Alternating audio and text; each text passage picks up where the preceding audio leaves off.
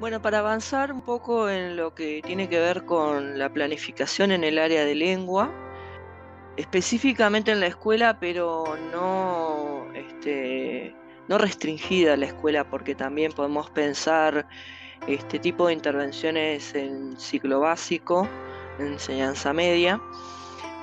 Vamos a tratar hoy el tema de los contenidos procedimentales o contenidos instrumentales, ¿no? Depende de la taxonomía de acuerdo al paradigma en el que estemos situados, pero lo cierto es que es importante que como docentes de lengua pensemos cómo abordar en el aula los contenidos procedimentales. Durante la etapa de la enseñanza primaria en el área del conocimiento de lengua, los contenidos que guían nuestra práctica son fundamentalmente instrumentales, o sea, son procedimentales, son procedimientos, ¿sí?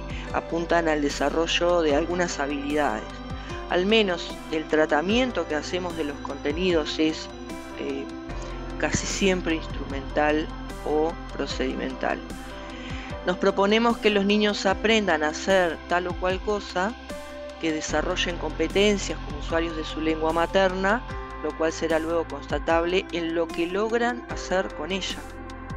A menudo también consideramos que los individuos son más o menos inteligentes en la medida en que resuelven con mayor o menor eficacia las tareas o problemas que les proponemos resolver hacia el logro del fin último de la comunicación en el área de lengua.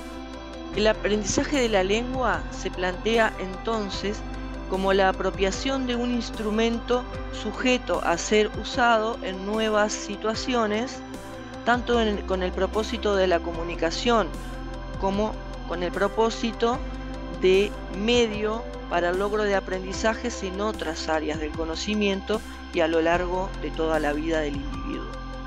Queda claro que al hablar, leer, escuchar y aprender, aprende hablando, leyendo, escuchando y escribiendo. Son todas habilidades que adquirimos y desarrollamos en ámbitos mucho más amplios que la clase de lengua y por tanto su enseñanza no se restringe a ella. De hecho, todos los docentes son de alguna forma profesores de lengua, aunque enseñen física, aunque enseñen química, aunque enseñen geografía, porque son referentes de unas formas de comunicación, de unas formas de divulgación de ideas, de transmisión de información, de conversación, de diálogo. Por lo tanto, todos enseñamos lengua como docentes. Ahora bien, el área propia de la lengua, de la enseñanza de la lengua, tiene mucho más responsabilidad en este sentido porque las planificaciones están orientadas a que sucedan, acontezcan aprendizajes en esta área específica del desarrollo humano.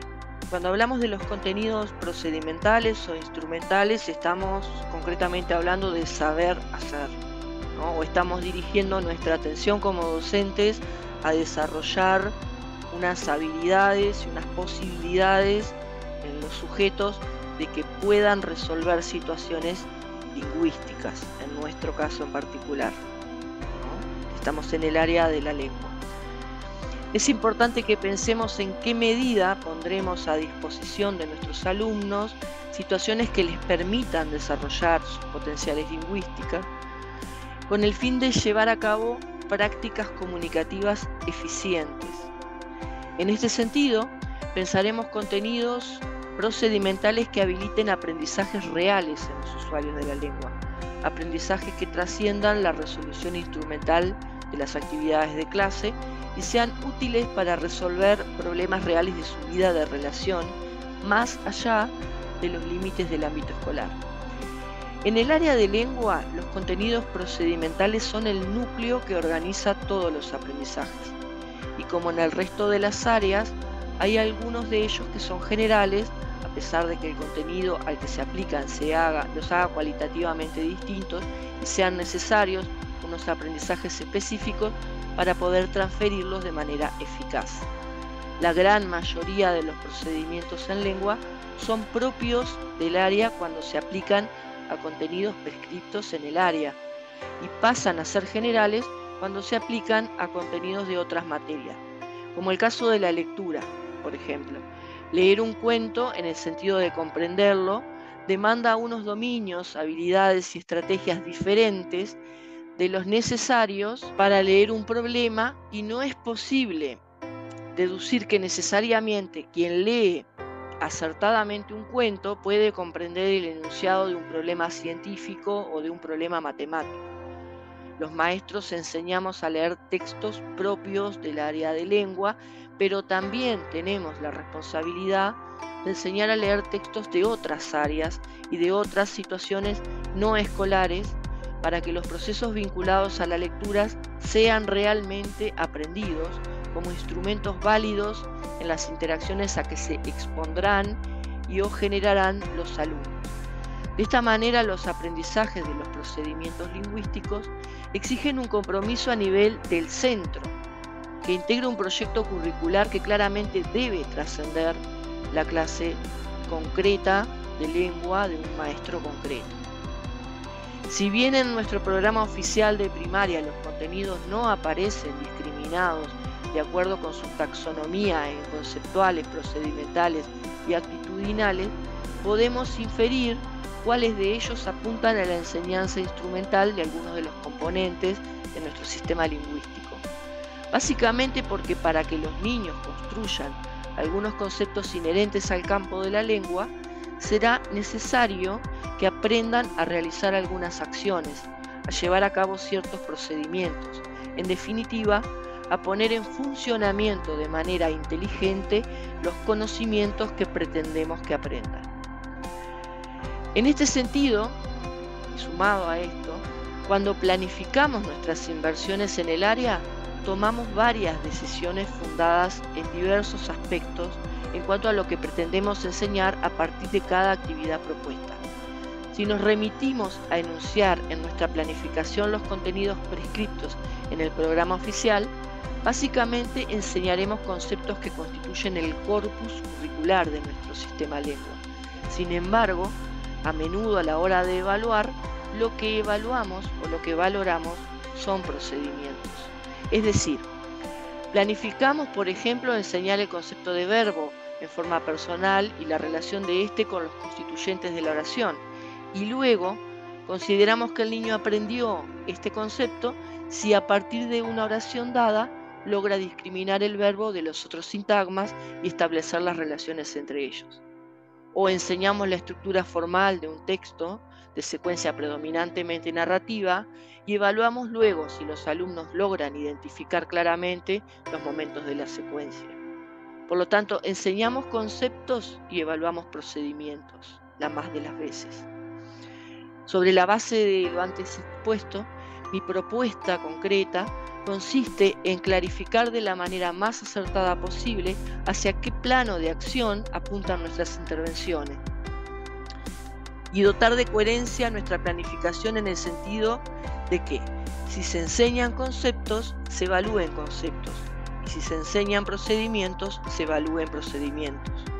Esto no quiere decir que cuando planificamos a partir de contenidos procedimentales no haya en juego ciertos conceptos respecto a los cuales los estudiantes lograrán aproximaciones, pero los contenidos que decidimos llevar a la clase son los que guiarán no solo la clase de actividades planteadas, sino también nuestras estrategias docentes, los logros esperados y, por supuesto, la evaluación tanto de término como de proceso.